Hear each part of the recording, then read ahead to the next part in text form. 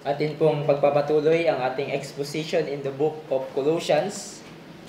At please open your Bibles to Colossians chapter 1. At ang babasahin po natin beginning verse 3 up to verse 5. Colossians chapter 1, beginning verse 3.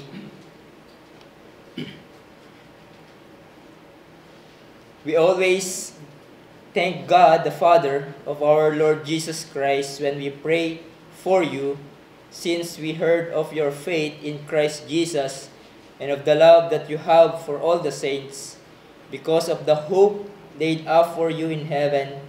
Of this you have heard before in the word of truth, the gospel. Tayo po ay manalangin at humingi ng tulong sa Panginoon. O aming dakilang Diyos, sa muli naming pakikinig ng inyong mga salita, ay nawa ay maging totoo po yung aming inawit kanina, that the Spirit breathes upon your word, and the truth bring forth to sight. We pray, Father, that we will not be just the hearers of your word, but we would see the reality, the truth, Panginoon, na ihahayag nyo sa amin sa hapon na ito. And we would be able, by your help, to really apply the truths that we are about to hear. Salamat po, Panginoon, sa kalayaan na marinig namin ang salita ni Jesus. Salamat po sa kalakasan na patuloy niyong ipinagkakaloob sa amin upang may kasiglahan pa din kami na makinig at pagbulayan ng inyong mga salita. Alam namin, Panginoon, there are many distractions, even in our mind. We pray that you would dispel those distractions and we would be able to really focus to what you are going to say through the preaching of your word. Salamat po, Panginoon, in Jesus' name. Amen. Let me start with a question. What are you thankful for in your life? Ano ang pinasasalamat mo sa Panginoon? And probably you would say, nagpapasalamat ka sa bagong taon na pinagkaloob sa iyo ng Diyos. Nagpapasalamat ka sa Diyos for your family, for the blessing of work, for the friends, for the fellowship, for the church, etc. And that's good na nagpapasalamat tayo sa Diyos sa mga bagay na yan, sa mga blessings na pinagkakaloob sa atin ng Diyos as a church at personally, blessings na pinagkakaloob sa atin ng Diyos. But when was the last time na nagpasalamat ka sa Panginoon dahil sa biyaya na pinagkaloob niya sa iba? When was the last time you give thanks to God dahil na-discover mo na mayroong dakilang bagay ang pinagkaloob ng Diyos sa iyong kapatid sa Panginoon? Perhaps they receive blessings not only materially but spiritually. And I hope ay lagi kayong magpasalamat sa Diyos sa mga bagay na pinagkaloob niya sa ating mga kapatid, sa ating kapatid sa Panginoon. And in our passage today, ay yan ang ating makikita, yung thanksgiving ni Pablo for the church in Colossae. So pagkatapos ipakilala ni Pablo, pinakilala ni Pablo ang kanyang sarili, no, yung greetings na nakita natin, makikita natin ito ay sinundan niya ng pasasalamat sa Diyos for the lives of these believers in Colossae. At kung titignan yung mga letter ni Pablo, it is very typical, no, sa mga sulat niya na pagkatapos niyang batiin ang mga believers ay nagpapasalamat siya sa Diyos. Marahil exception yung Galatians dahil mabigat ang kanilang pinagdadaanan at may kailangang i-correct si Pablo, kaya nagsimula agad siyang kumbaga, banatan agad ng mga katotohanan ang libro ng Galatians. But here, makikita natin yung pasasalamat ni Pablo sa mga taga Colossae. And there are 4 headings I want us to consider from verses 3 to 5. Ang una is thanksgiving in prayer for believers. Pangalawa, thanksgiving for faith in Christ. And thirdly, thanksgiving for the love for all the saints. And lastly, thanksgiving for hope. So first of all, thanksgiving in prayer for the believers, specifically in believers in Colossae. Yung ESV made a good render ng verse sa verse 3, for it says, "We always thank God, the Father of our Lord Jesus Christ, when we pray for you." Dahil dito, pinapakita sa rendering na ito na laging nagpapasalamat si Pablo sa Diyos every time na pinapanalangin niya ang mga taga-Colossians. So it does not mean Paul always pray for the Colossians na para bang sila lang yung pinapanalangin ni Pablo. We know na si Pablo regularly prays for all the churches, for he has a burden and concern for all the churches. Kasama na dun ang Colossians church. But every time na dinulog ni Pablo ang church in Colossae, he always give thanks to God. He is grateful to God for this church and what God has done to them and through them. And later, we shall see the reasons of his thanksgiving. At ang pasasalamat na ito ni Pablo ay hindi niya tinatago sa kanila. In fact, tulad ng sinabi ko, ang style ni Pablo sa kanyang mga sulat, mauuna muna ang salutation, greeting followed by thanksgiving. At ang exception lang siguro yung letter to the Galatians na dahil sa sobrang tindi, hindi magandang nangyayari sa mga believers doon, ay kaya binanatan agad ni Pablo ng mga mabibigat na pananalita. But most of his letters to the churches, nagsisimula sa greeting and thanksgiving to God for the churches. So hindi siya agad nagsimula sa kanyang sulat sa pag-address ng problema sa church, nor he didn't even begin to rebuke the church, but with appreciation of God's gracious work to them. Now, kanino ni Pablo nilalagak ang pasasalamat niya? Hindi sa mga believers in Colossae, hindi sa kanila, but we are told we always thank God, the Father of our Lord Jesus Christ. Yung other translation ay merong "and" sa gitna.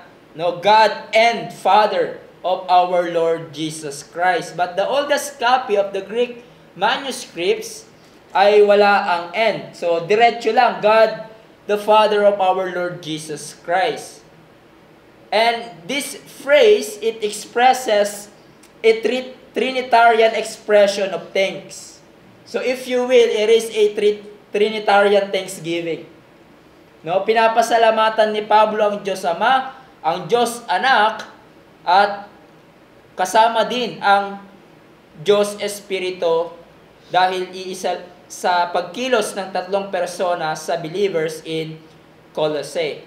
So, pinapasalamatan ni Pablo ang Diyos dahil anumang dakilang bagay at pagpapala na nararanasan ng mga believers in Colossae, all of those blessings flow and come from the Godhead, Father, Son, and Holy Spirit. Ang kanilang kaligtasan ay galing sa Triune God. Ang kanilang kalaguang espiritual ay galing sa Triune God. Even the spread of the gospel na nakarating sa kanila ay galing sa Triune God. Though ang Panginoon ay gumagamit ng means, ng kaparaanan to reach people of the gospel of Christ, the good news of salvation, but it is the triune God who ordained the means.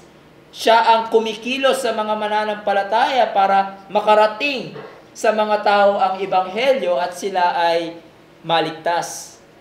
Kaya't marapat lamang na ipinagkaloob ni Pablo ang pasasalamat sa Diyos dahil ang Diyos ang dahilan kung bakit nakamtan ng mga taga-Colossae ang pagpapalang ating binanggit at babanggitin pa later on. So none of these spiritual blessings can be manufactured by man. They all come from the triune God. Kaya yan din ang dapat lumabas sa ating mga bibig kung malaman mo na, di ba, yung mga kapatid natin sa gantong lugar o yung church sa gantong lugar o yung kapatid mo mismo sa iglesyang ito, nabilitaan mo, nakitaan mo ng paglago sa Panginoon, nakitaan mo siya ng warm affection sa mga kapatid sa Panginoon, nakitaan mo ng kasipagan sa paglilingkod, you remember them in prayer and you thank God because you know He is who He is right now, or she is who she is right now. Anumang growth meron siya spiritually, ito ay galing sa Diyos at sa Kanyang biyaya. Miski sa ating advancement in sanctification, any spiritual growth na iyong na-experience, hindi lang yun dahil magaling ka and you congratulate yourself. No, ito pa din ay sa tulong at biyaya ng Diyos. Though you have the responsibility to grow to holiness, to discipline yourself for the purpose of godliness, but apart from the help of God, you can do nothing. And you remember that in prayer, or yung kapatid mo sa Panginoon, you remember them at yung ginagawa sa kanila ng Diyos. And nawa, lumabas sa ating mga bibig, thank you God for your work in their lives. Sa lahat ng natanggap mong pagpapala, pasalamatan mo ang Diyos Ama, Diyos Anak, at Diyos Espiritu Santo. Sabi nga sa ating hymn, praise God from whom all blessings flow. Praise Father, Son, and Holy Ghost. And that leads us to our next heading, Paul's thanksgiving to God for their faith in Christ. Sinabi sa verse 3, we always thank God, the Father of our Lord Jesus Christ, when we pray for you, since we heard of your faith in Christ Jesus. So ano ang nagtulak kay Pablo na pasalamatan ang Diyos para sa mga believers in Colossae? Dahil Paul heard ang kanilang pananampalataya kay Jesus. So nang ang ebanghelyo ay nakarating sa kanilang lugar at naipangaral ito sa kanila, ito ay nagkaroon ng bunga, sila ay nagtiwala kay Christ. This faith refers to saving faith. Ito ay tumutukoy sa pagtitiwala ng kanilang buhay kay Jesus bilang kanilang Panginoon at tagapagligtas. At dahil dito ay nagpapasalamat si Pablo sa Diyos sa kanyang ginawa sa mga taga-Colossae. Paul never met these people, tulad ng napag-aralan natin last time. Paul never met these people, and most probably si Epaphras ay nagbalita kay Pablo na naipangaral ang ebanghelyo sa maliit na lugar ng Colossae, and they believe and their lives were transformed by the gospel. Diba? From paganism, from mysticism, they turned to God, from idols to serve the living God and true God. So, yun yung pinapasalamat ni Pablo. At nagagalak siya because sila ay may pananampalataya kay Kristo Jesus. At hindi lang ito basta pananampalataya sa kung anong bagay. Dahil even demons believe and shudder. Ngunit hindi sila mga ligtas. Ang iba ay mananampalataya, yung iba nananampalataya sa iglesia, nananampalataya sa doktrina, sa ibang mga bagay. 'Di ba? Tanungin mo ang mga tao, may pananampalataya ka ba? And they would say, yes, I have faith. But the question is, pananampalataya saan? Faith in what?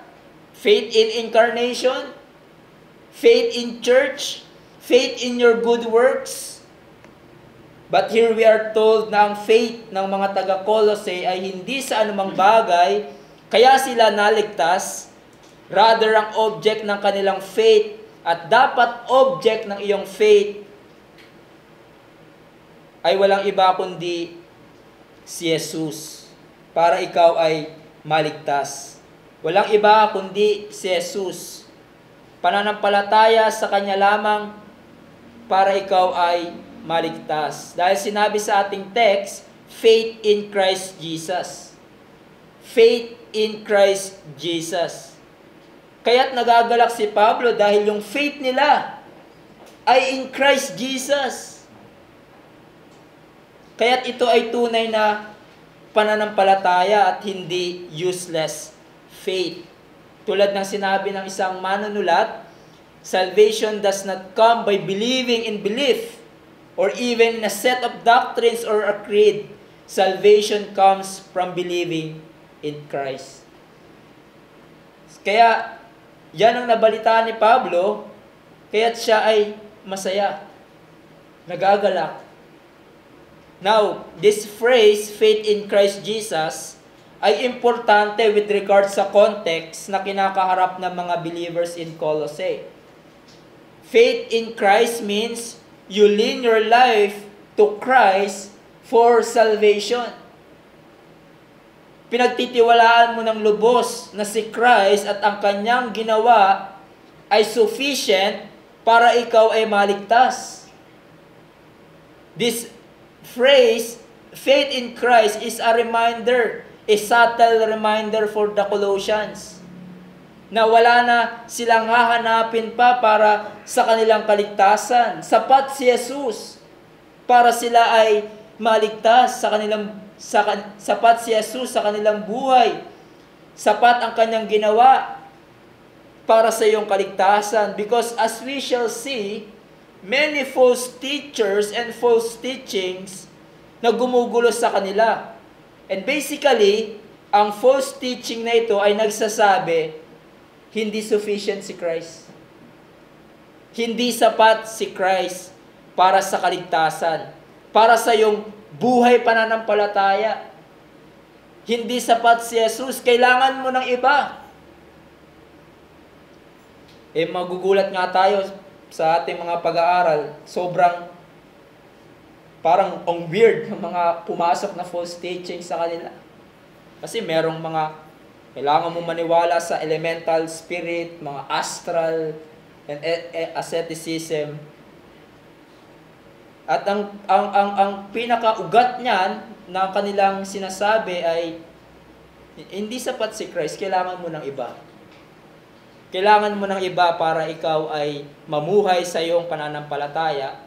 Though sinasabi nila, yes, kailangan mo si Christ, no? Kumbaga parang stepping stone lang yan si Christ. Pero meron ka pang ibang kailangan gawin. But here's the subtle reminder for the Colossians. Ang inyong pananampalataya kay Jesus lamang, that's enough. And with that, Paul was grateful to God dahil hindi ang pananampalataya sa anumang bagay ang makapagliligtas.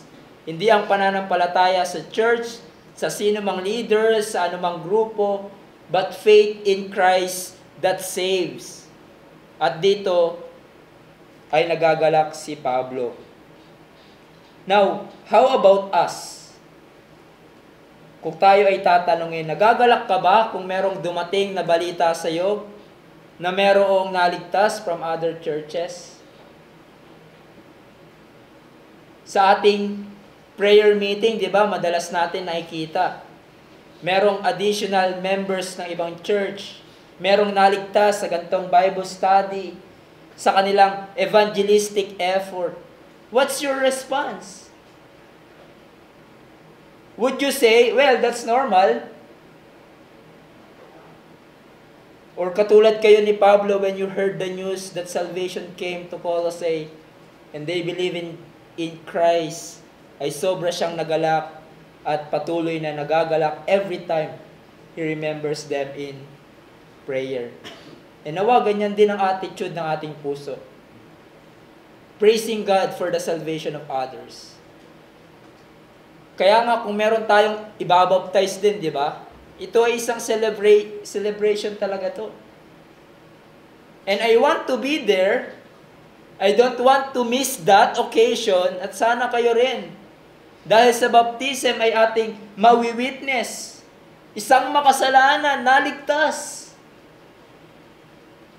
At nangakong susunod kay Jesus at magiging bahagi ng iglesia. It causes us to rejoice to God who saves. And let me say to you, my friends, what a great rejoicing that is when we see you come to know Christ. Now we are joyful na umaten kayo dito every Sunday. But our joy, at least for me, my joy is not complete until we see you come to Christ. At isuko mo ang iyong buhay kay Jesus at iwan mo ang iyong kasalanan at susunod ka na kay Jesus. And for you, those who profess to be a believer here, what a great rejoicing that is. Kung kayo na nagpapahayag na mananampalataya, parati kayong umaattend sa church namin, what a great rejoicing that is that now you will say, I want to follow the will of God sa pagiging miyembro ng church na ito. What a joy that for us and for sure to God, because that is His will. If you are a believer to be part of a local church, it will cause us to rejoice to God of our salvation, and God is pleased and honored when you finally commit yourself to yourself to God through the local church. Then that leads us to our next, yung isa pang reason ni Pablo sa kanyang kagalakan in Colossae is because of their love for all the saints. Verse 4b, and of the love that you have for all the saints. This genuine love for Colossian church, for all the believers, ang nag-cause kay Pablo para magalak at magpasalamat sa Panginoon. When Epaphras reported to Paul about the believers in Colossae, hindi niya lang sinabi, Paul, they have faith in Christ Jesus. But also, sinabi sa atin that faith ay merong ebidensya, merong bunga, and that is genuine love for the brethren. And this is very important because if you would look at the scriptures, makikita natin that love for the brethren ay marka ng tunay na pananampalataya. For example, in Galatians 5:6, for in Christ Jesus, neither circumcision nor uncircumcision counts for anything, but only faith working through love. Meaning, kung meron kang tunay na faith, kung merong tunay na faith ang isang tao, meron siyang genuine na pag-ibig sa mga kapatid sa Panginoon. If there's genuine faith, there is genuine love for the brethren. Kung ikaw talaga ay tunay na mananampalataya, tunay na anak ng Diyos, you are going to love your brother and sisters in Christ. In 1 John 2:10, whoever loves his brothers abides in light, and in him there is no cause for stumbling. 1 John 3:14, we know that we have passed out of death into life because we love the brothers. Whoever does not love abides in death. Ang pagmamahal sa kapatiran, sa iglesia, ang ebidensya that we abide in Christ. That we are in Christ. That we are truly born again. And the flip side is also true. Kung wala kang pagmamahal sa mga believers, kung wala kang love for the church, that's the indication that your heart is not changed. Yan ay katibayan na peke ang iyong pananampalataya. When there is faith in Christ, there will be true love for the brethren. Yan ang isa sa mga karakteristik ng mga tunay na believer, merong pagmamahal sa kapatiran. Nalaman ito ni Pablo that they love the brethren. Hindi lang ito pagmamahal sa salita, kundi sa kanilang gawa. They help one another, they cared for one another practically and in tangible ways. Their love was put on display, manifested towards one another. And with that, si Pablo ay nagpapasalamat sa Diyos. But notice kung kaninong nilalagak ang pag-ibig na ito. It says, and of the love that you have for all the saints. Sa lahat ng mga mananampalataya, they love every believers. That's amazing. Isn't it? Dahil kung magiging honest tayo sa ating sarili, kahit na tayo ay mananampalataya, ay nagiging selective tayo sa pagmamahal sa iba. Sa ating mga kapatid sa Panginoon. There are people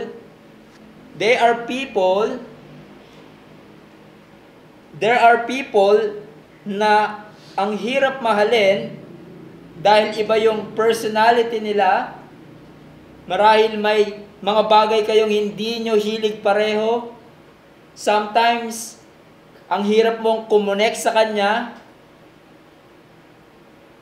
But look at these believers in Colossae. They love all the saints.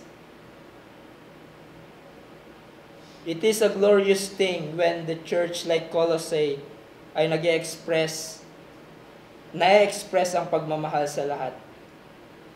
Hindi lang sa iilan, hindi lang sa mga kasundo natin o kapareho natin ng hilig sa buhay, hindi lang sa mga lovable, kundi sa lahat ng mga mananampalataya. That we love all the believers in this church. Sinabi ni Kent Hughes, it is a beautiful thing when you see in the church love for all the saints. Not just for some, not just for the lovable, but for all. This is what made the early church so amazing and enticing to the ancient world. Barbarian, Scythian, slave and free, male and female, Jew and Greek, learned and ignorant, joined hands and sat down at one table. They knew themselves to be all in one in Christ. There never had been anything like it. The world began to babble about sorcery and conspiracy and complicity in amiable vices. But Christians were only giving out their love for all the saints. Di ba, sinabi ng ating Panginoong Yesus in John 3:13-35, by this all people will know that you are my disciples, if you love for one another. If you have love for one another, the world will know. Kung meron tayong genuine love and care for one another being expressed practically, at lumalakas ito sa ating iglesia, the world will know that we belong to Christ. And it is a beautiful thing and even attractive to the world when we love one another. Dahil nabubuhay tayo sa ating panahon na ang pag-ibig ay being misplaced. Nabubuhay tayo sa panahon na ang pag-ibig ay pinafocus sa maling bagay. Just like what Paul told in to Timothy, di ba? In 2 Timothy 3 and beginning verse 1 and following, sinabi doon ni Pablo, "But understand this, that in the last days there will come times of difficulty." Anong gagawin ng mga tao? "For people will be lovers of self, lovers of money, proud, arrogant, abusive, disobedient to their parents, ungrateful, unholy, heartless, unappeasable, slanderous, without self-control, brutal, not loving good, treacherous, reckless, swollen with conceit, lovers of pleasure rather than lovers of God." Yan ang klaseng panahon kung saan tayo nabubuhay. People are so selfish. Lovers of self, lovers of money, lovers of not good, lovers of pleasure rather than lovers of God. That's the world we live in. At yan din ang buhay, ang panahon na kinabuhay ng mga taga-Colossian for sure. Even though nabubuhay sila sa mundo na ang mga tao ay punong-puno ng pagmamahal sa kanilang sarili, sa mga temporal na bagay, ay napakaganda na hindi misplace ang kanilang love. The Christians, the believers in Colossae focus and express their love towards God and to all the saints. And that's what we ought to do even sa ating panahon. To give ourselves to love our brethren in Christ. And when Paul heard of that news about the Colossian church and remembered them sa kanilang panalangin, he thanked God. Thank you, God, for these Christians who love one another.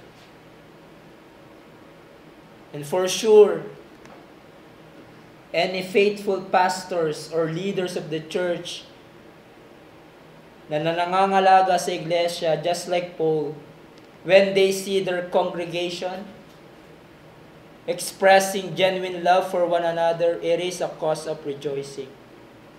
You know what? The joy of a pastor is to see his congregation walking in the truth and loving one another. Yan ang kagalakan namin bilang inyong mga pastor. Na makita kayong sinasabuhay ang inyong natututunan sa salita ng Diyos. Yan ang joy namin bilang inyong mga pastor na namamalas sa bawat isa ang maigting na pagmamahal at concern sa bawat isa. That you not only walk in the truth, but you love one another. For Paul, that causes him to rejoice. And for me, as your pastor, it also causes me to rejoice. And so that leads us to our last heading, thanksgiving for the hope they receive. Verse 5, because of the hope laid out for you in heaven, of this you have heard before in the word of truth, the gospel. So, kung titignan nyo, here we see Paul makes hope as the basis or the source ng faith and love. Kasi sinabi, because of hope. No, yung salitang because ay prepositional phrase which means cause or reasons. So, sinasabi ni Pablo, meron kayong faith and love because of hope. Now, medyo hati ang ilang commentaries dito dahil nagkaroon ka ba muna ng hope, then as a result, nagkaroon ka ng faith in Christ and love for the brethren? Hope ba? And then you have faith in Christ and then love for the brethren? Or, katulad ng sinasabi ng iba, na ang faith and love ay enhanced by hope. Enhanced ba by hope? Ang makikita natin. But, hindi natin makikita na yan, no, in face value, hindi natin makikita na dahil sa hope na enhance ang faith in love. Ang makikita natin, because of hope, meron silang faith and love.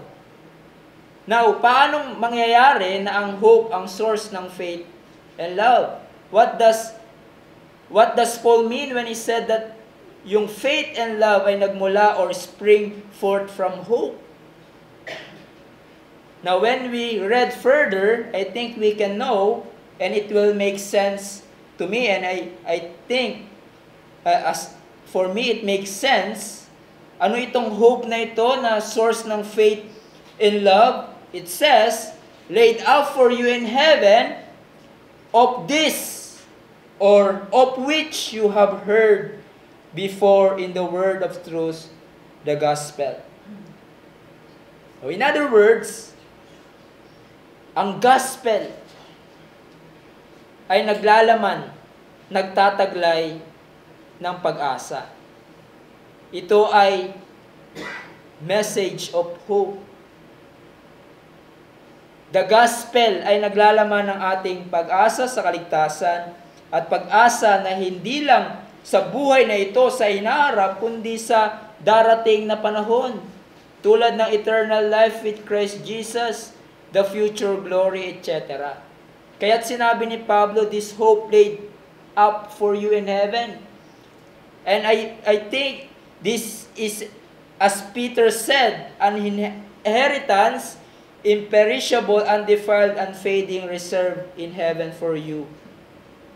Tumutukoy sa life eternal with Christ Jesus in glory. So, yan ang taglay ng Ebanghelyo. It is a message of hope. It is the good news about hope. And that's what they heard. And they believe in Christ that results in love. The people in Colossae heard of that hope. Many of them through Epaphras, at sa kanila ito kanila itong pinagtiwalaan at nagbunga ito ng pagmamahal sa bawat mananampalataya. So ang proclamation of the gospel ang ginagamit ng Panginoon para magtiwala ang mga makasalanan kay Christ at upang mabago sila, magkaroon sila ng pagmamahal sa believers.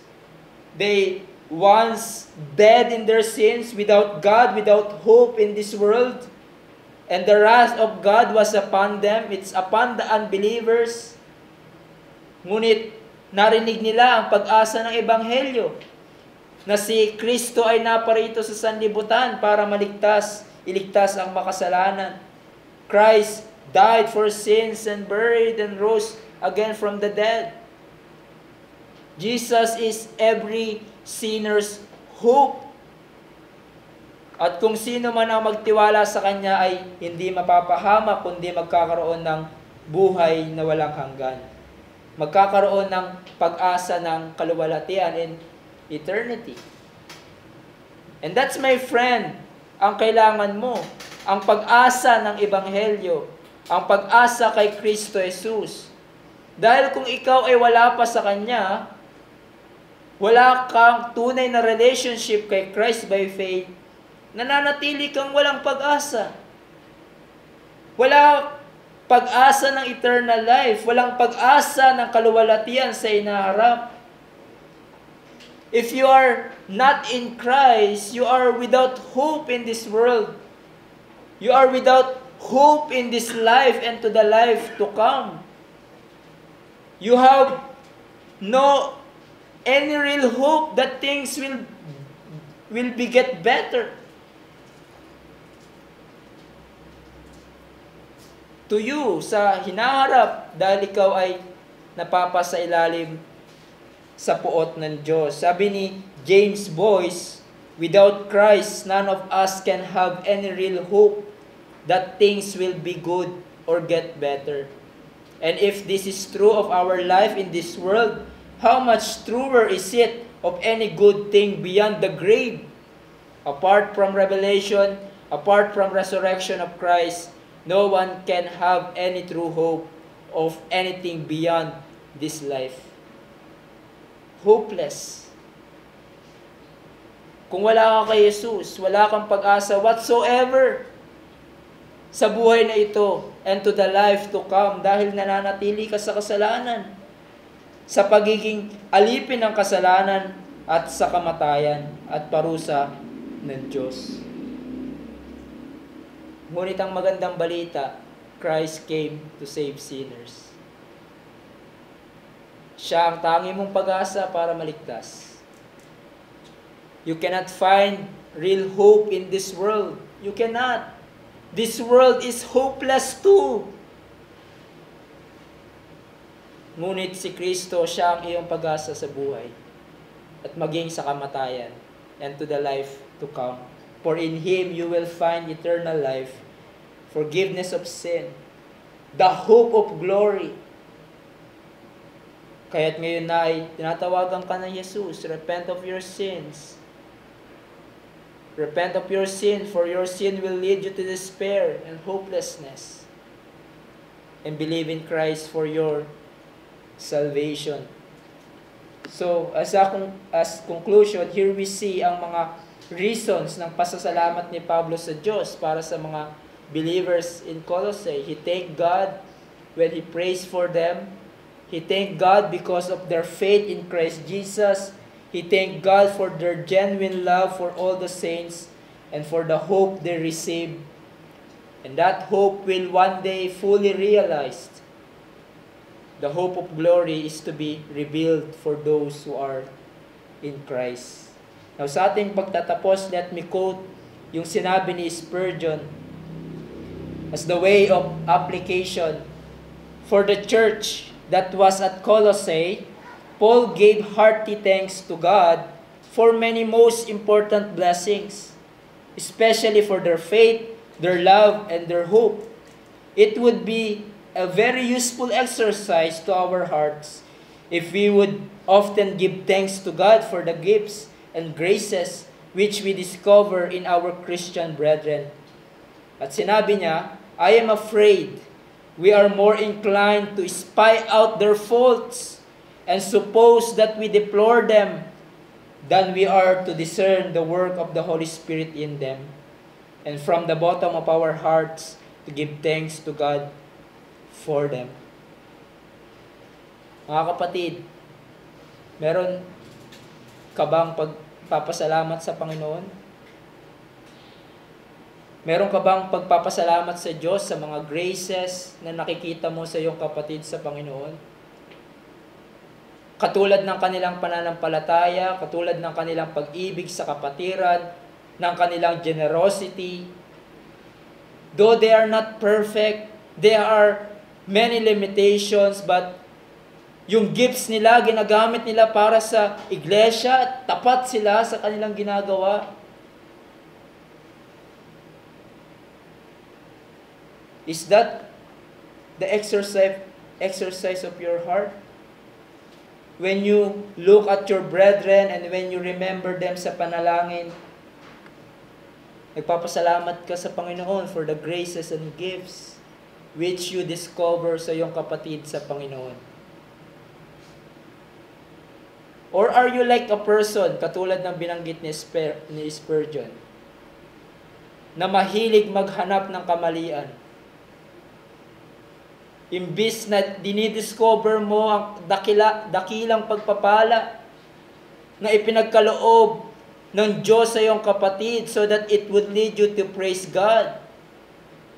Or are you busy discovering the faults of your brethren and often criticize them and even condemn them? Or are you the one who discovers the great things that God has done and still doing in the life of your brethren. And you thank God for that.